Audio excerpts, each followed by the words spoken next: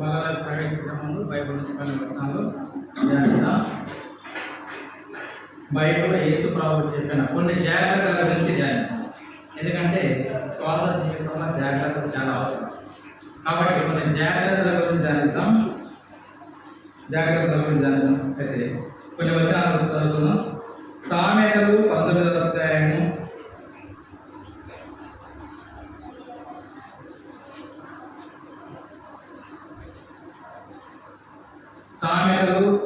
19వ అధ్యాయము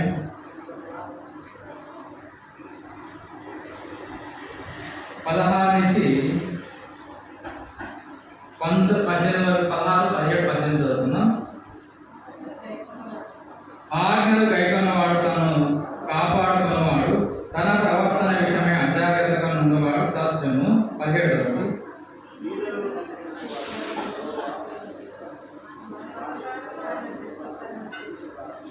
బుద్ధి వచ్చినని నీ కుమారుని చిక్కిము, అయితే వాడు సావాలని కోరవద్దు. చిన్న ప్రార్థన చేసుకున్నాం. ప్రేమ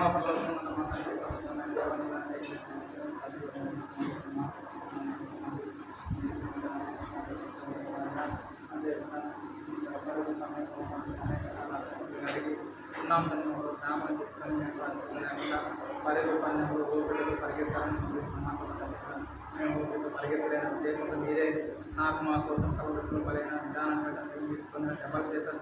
నాకు మాకు పుస్తకాలు చేసే విధానాన్ని బట్టి ప్రేమించి నాకు కావాల్సిన ఆ కలవచ్చిన విధానాన్ని బట్టి మా పట్టణ వ్యాపారం చేస్తున్నాను. నా దేవునికి మధ్యాహ్న సమయంలో ఏమి ఇస్తున్నాం తెలుసుకున్నాను. గురించి ఆరాధన చేసి పాలన కల్పిస్తున్నాను తండ్రి.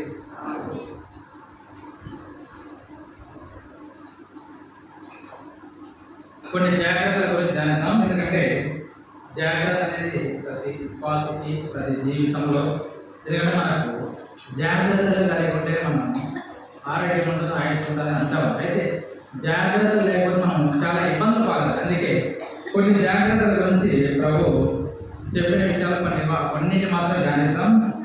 అయితే ఇక్కడ కొన్ని మాటలు చూద్దాం. ఎందుకంటే 16వ వచనంలో ఆజ్ఞను కైకొన్నవాడు తను తాను కాపాడుకోను. అంటే మాట వినాల. ఎందుకంటే వినుట వల్ల ఈ శ్వాసం కలుగుతుంది. అందుకే వినుటంలో జాగ్రత్త కలిగి ఉండాలి. ఇలా అయినా పెద్దలైనా కుటుంబంలో ఎవరైనా వినడం వల్ల వారు విశ్వాసం కలుగుతుంది. వినడం వల్ల చెడిపోరు. ఎవరైనా పిల్లలు కానీ తల్లిదండ్రులు చెప్పిన మాట వింటే వాళ్ళు అని భవిష్యత్తులో బాధపడతారు. ఎందుకంటే తప్పిపోయిన కుమారుని విషయాలకు వస్తే తండ్రి మాట వినకపోవడం, తప్పిపోయిన మాట ఇబ్బంది పడిపోతున్నాడు. అయితే పోయినా తప్పిపోయిన కుమారుడు తండ్రి మాట వింటే ఇబ్బంది. అందుకే మనం కూడా ఎందుకంటే జాగ్రత్త కలిగిన మాట వినాలి. ఎందుకంటే వినకపోతే మనం అనేక ఇబ్బందులు. అందుకే ఆజ్ఞను కైకొన్నవాడు తను కాపాడుకున్నవాడు. ఎవరైతే ఆజ్ఞను కైకొన్నవాడు తను కాపాడుకుంటాడు.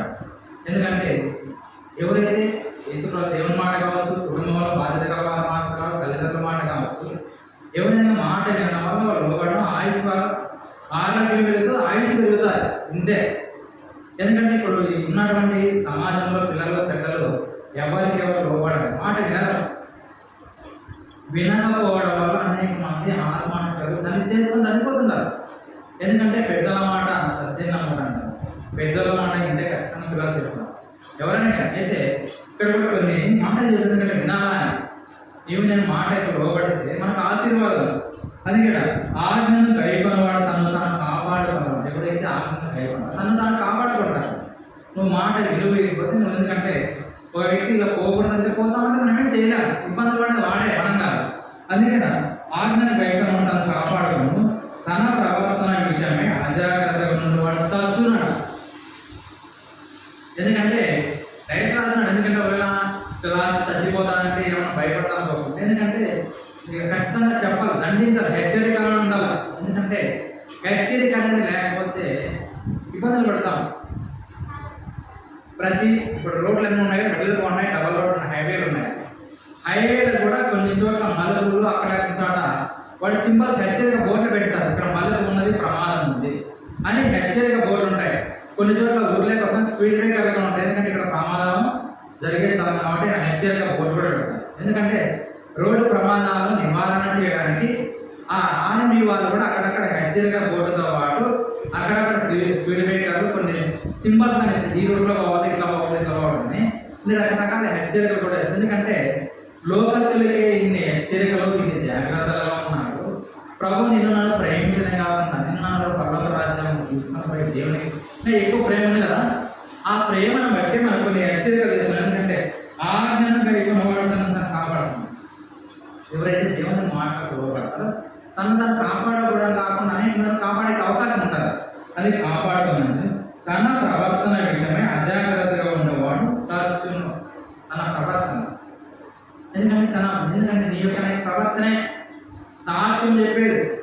ఎందుకంటే నీ ప్రవర్తన నీ బాగుంటే చుట్టుపక్కల అయ్యో పలానా అక్క మంచి ప్రవర్తన, మంచి సాక్ష్యం కలిగిన అక్క, అక్క మడికి పోతే దేవుని మాట చెబుతుంది, అన్న మడికి దగ్గరికి పోతే ఆయన మంచి మాట చెబుతుంది. అయితే నీ ప్రవర్తన అనేది సరిగ్గా లేకపోతే నీ దగ్గరికి ఎవరు రారు. ఎందుకంటే క్రైస్తవ జీవితంలో లోకస్తులు వాళ్ళు ఎట్లా తిన్నా, ఏమి తాగినా, తిన్నవాడిని ఎవరు పట్టించుకుంటారా? అయితే క్రైస్తవుల మీద అనేక మంది పనులు ఉంటాయి. ఎందుకంటే వీళ్ళు దేవుని బిడ్డలు అంటారు, దేవునితో సావాసం అంటారు, ఆదివారం ఆరాధన పోతారు, ప్రార్థన చేస్తారు, ఆరాధన చేస్తారు. అంతేకాదు వాళ్ళ ఇంట్లో ఎప్పుడు నిరాశనము ప్రార్థన అంటారు, దేవుని పాటలు పెడతారని ఇన్ని పెడతారు. కానీ వీళ్ళ ప్రవర్తన సరలేదా? అందుకే యేసుప్రభు నీకు నా హెచ్చరిక చేస్తారు. నీ ప్రవర్తన, నా ప్రవర్తన, మన ప్రవర్తన అందరిది. ఎందుకంటే నీ ప్రవర్తన బాగుంది, నిన్ను బట్టి అనేక మంది రక్షణ మానవులు చూస్తారు. నీ ప్రవర్తన